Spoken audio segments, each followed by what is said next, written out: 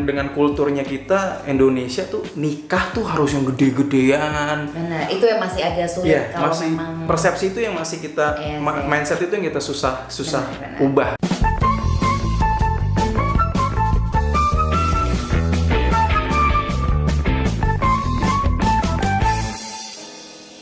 Assalamualaikum warahmatullahi wabarakatuh. Waalaikumsalam warahmatullahi wabarakatuh. Salam sejahtera untuk yang sudah pakai daster dan belum sempat untuk menghapus make up karena memang ya males, nggak sempat.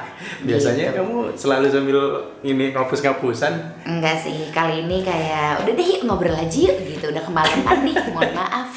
Iya. Oke. Kita say hi dulu nih buat yang lagi dengerin podcastnya obrolan babi ibu di Spotify. Yes. Supported by Box to Box CL. Say hi juga sama yang nonton YouTube. Wow, udah banyak yang subscribe, lumayan lah.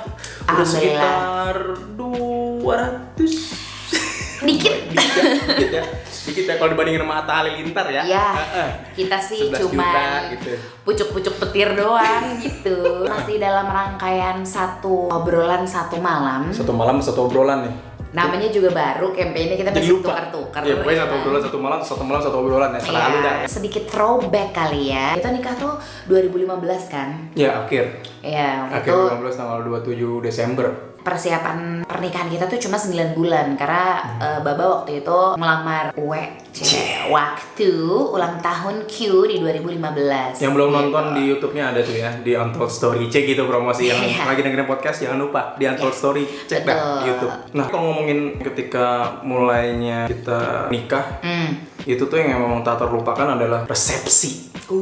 Dan ketika ngomongin resepsi tuh aku jadi berpikir kalau setiap orang yang memang mau menikah pasti tuh punya obsesi nggak sih sama dia punya resepsi? Iya sih, punya karena resepsi itu kan ya insya Allah sekali seumur hidup, sekali aja. Betul. Satu mahal, dua buang waktu, tiga capek. Kita ketika lagi nikah pun alhamdulillahnya nggak ada lamaran yang pertama, karena lamaran itu budget loh, itu budget. Kita agak aneh sih. Jadi perspektif kita ketika mau resepsi adalah budget. Kami bukan dari keluarga yang punya harta berlimpah gitu ya. Iya, jadi kita dari keluarga berkecukupan Aja, cukup. Mau cukup beli ini cukup beli itu cukup gitu. Jadinya alhamdulillah keluarga udah saling kenal, jadinya ibunya Anka bilang nggak usah ada lamaran ya saya. Kita mah alhamdulillah ya Allah. Doi bersyukur karena dia waktu itu hendak menikahi si anak tunggal. Anak tunggal ya. Itu kan berat ya. Betul. Ekspektasinya sih. Karena mindset orang ketika di Indonesia ya khususnya ketika ngomongin masalah lu nikahin anak tunggal, itu tuh udah di kepala, waduh banyak ina itu, dan ternyata alhamdulillah ibu mertua tidak pengen yang ribet-ribet. Cuma pada naik, ya bener lo gak lamaran. Karena gini, kalau konsep gue sama Baba waktu itu, gue sama Baba tuh tipikal yang sering bermain sama keluarga gitu loh. Betul. Jadi sering kesana kesini, keluarga sana keluarga main sini. sama jadi tante, jadi intinya kan kalau lamaran itu kan udah kenal ya, maksudnya perkenalan keluarga. Terus kita ngerasa ngapain lo membuang budget like 10-15 jutaan lagi untuk lamaran. Lebih baik dialokasikan, kalau gue waktu itu pengajian karena nyokap gue cukup agamis gitu ya. Jadi udahlah kita yang penting-pentingnya aja, yang memang ngumpulin doa buat keberkahan rumah tangga kalian ke depan. Yang ngedengerin dan juga yang nonton, kalau memang ada yang ngerasa iya juga ya kita ngapain ada lamaran kalau udah saling kenal. Nah itu tadi kan yang penting kan lu kalau yang muslim ya udah akad nikah terus KUA selesai, catatan sipil. Kalau lo mau resepsi ya udah gitu, tergantung mau seberapa level kemewahan lu gitu mau resepsi. Alhamdulillah gue sama Baba cukup satu visi satu misi untuk kita nikah sederhana aja ya niatnya. Tapi itu tadi dibilang karena obsesi dari sebuah resepsi jadinya banyak obsesi. Ya kayak kamu sendiri, obsesi kamu apa pas lagi resepsi? Aku tuh pengen banget. Silakan pengakuan ibu. Kita buka-buka. Obsesi aku adalah menyeragamkan semua sahabat-sahabatku. Boleh dijelaskan sahabatku waktu itu ada berapa? Gini ya, yang mungkin belum tahu Anka seperti apa. Anka itu punya sahabat. Mindset kita paling sahabat paling 5, 6, 7. Tidak.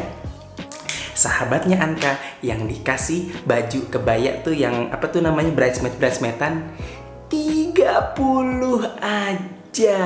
Sorry, 31. Oh 31, dikoreksi makin banyak nambah 1 ya ada 30. Aku merasa mereka semua ini ada di perjalanan hidup aku sebelum menikah.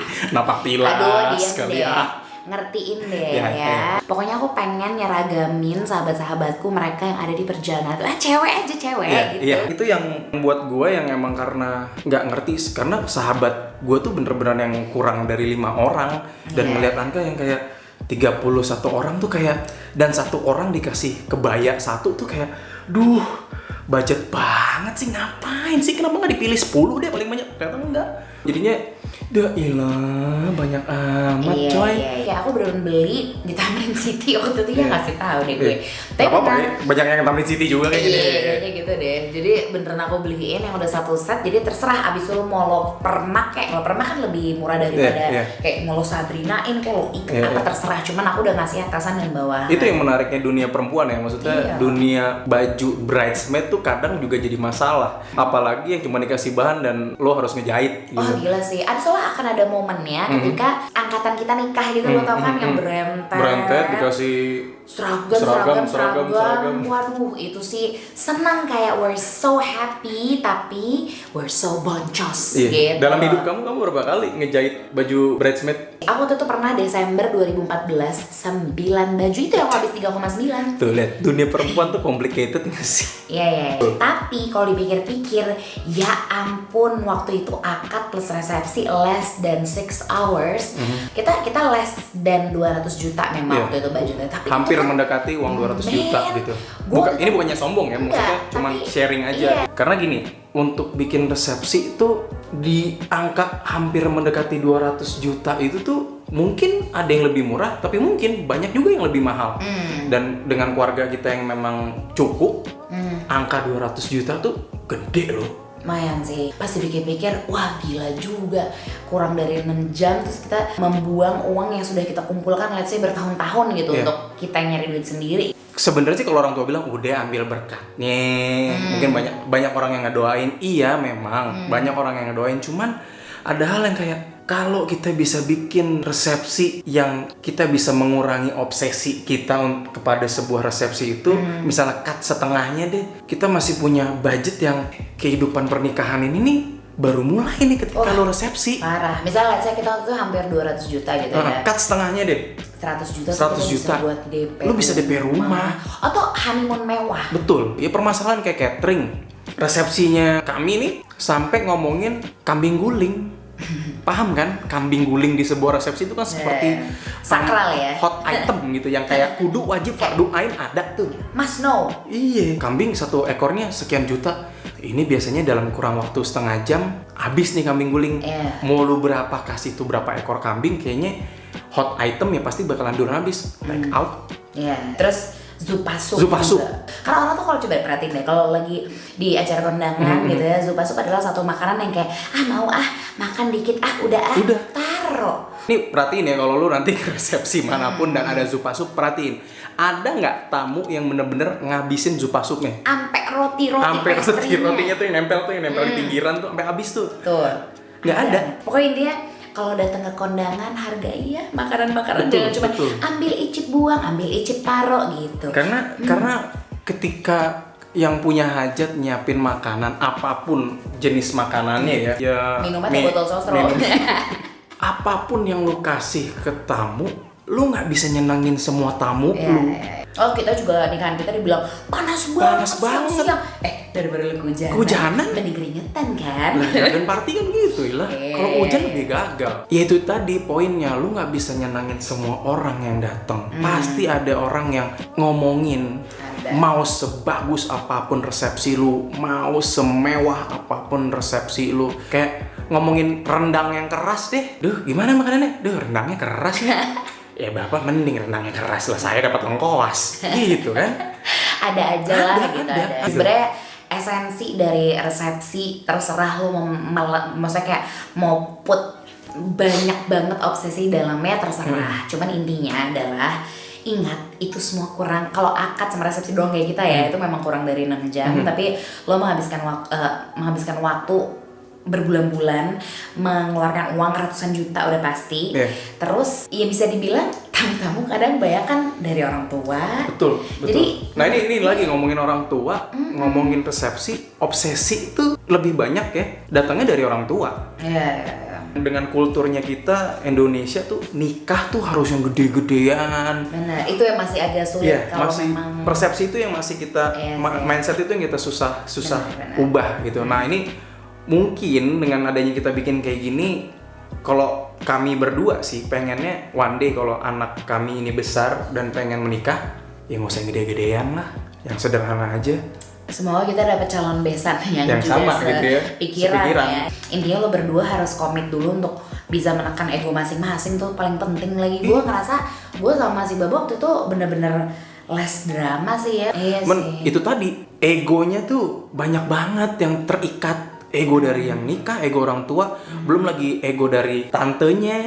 Tante tuh paling yang kritis tau. Itu nggak apa-apa, kita hargain. Mungkin yang kita bisa lakuin atau saranin nggak banyak gitu ke orang tua, tapi at least ngasih pengertian, komunikasi sama orang tua tuh di momen kita mempersiapkan pernikahan tuh penting banget sih, asli. Terus kita ngeredam marah, ngeredam ego sendiri, capek sih emang, cuman udah selain lo iyain aja, lo coba ajak ngobrol heart to heart gitu, karena intinya mungkin kalau misalnya lo sependapat sama kita nih yang pengen nikahannya sederhana, lo pengennya intimate, lo pengen yang hadir di pernikahan lo adalah orang-orang yang lo bener-bener kenal dan lo sayangin.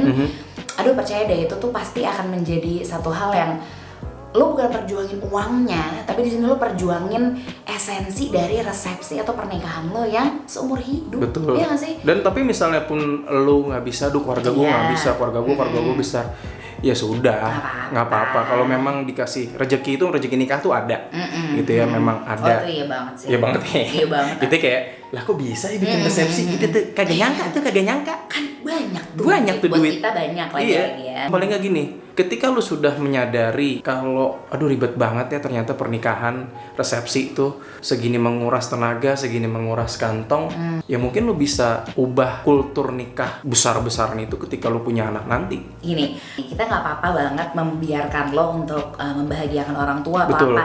Cuman kan ada yang sepikiran juga sama kita kali ya, Bab. Kayak enak deh nikah tuh sederhana doang, orang-orang terdekat. Karena sekarang tuh makin gitu sebenarnya. Reno Barak sama Syahrini tuh. Cuman sekomplek kali itu kali yang betul. datang ya. Reno Barak rajirnya buneng. Tapi kita nggak tahu nanti dia resepsinya kayak apa. Oh iya, ya kan? kita belum tahu karena kalau kelihatan kan dari infotainment sederhana sekali ya. Tapi wajar lah men, Syahrini sama Reno Barak gituin gak sih? Balik ke esensi lo pengen seperti apa pernikahannya. Kalau emang lo agak setuju dengan lagi sebenarnya enakan sederhana. Iya, nggak ada salah lo perjuangin satu dengan komunikasi baik-baik sama orang tua dan rezeki nikah, percayalah sama rezeki nikah. Rezeki nikah itu ada. Sama ya, mungkin kita ntar bisa jadi generasi yang lebih memahami anak kita kali ya. Betul. Kayak diharapkannya sih gitu ya. Jadi lebih mengerti tentang itu tadi. Oh nggak enak ya. Nggak enak ya. Jadi segala yang kita alamin nggak enak, ya nggak mungkin dong kita convert jadi hal yang baik gitu. Baik, betul. Dan kita nggak pengen juga itu kejadian ke anak kita. Bukan berarti yang resepsi kita waktu itu hal yang negatif, enggak. Cuman ngambil pelajaran aja. Iya, kayak ngambil pelajaran itu tadi. Gua sama Anka itu dari awal mulai resepsi sampai menjelang akhir, salaman dan foto tuh nggak berhenti, mingle gitu tuh nggak berhenti. Padahal kita udah mingle ya. Udah mingle banget dan nggak berhenti gitu. Bahkan untuk Yui and the Gang yang waktu itu menjadi jadi wedding band, gue sampai mana setlist gue kok udah habis, nggak berasa gitu. Dan gue pun baru tahu, oh ini wedding bandnya ketika lempar hand bouquet. Jadi ya terserah, lagi-lagi itu adalah pilihan lo. Tapi kalau lo setuju bahwasanya resepsi itu adalah obsesi dalam artian banyak hal ya. Jadi gimana Mbak, mau resepsi lagi? Udah cukup, itu aja.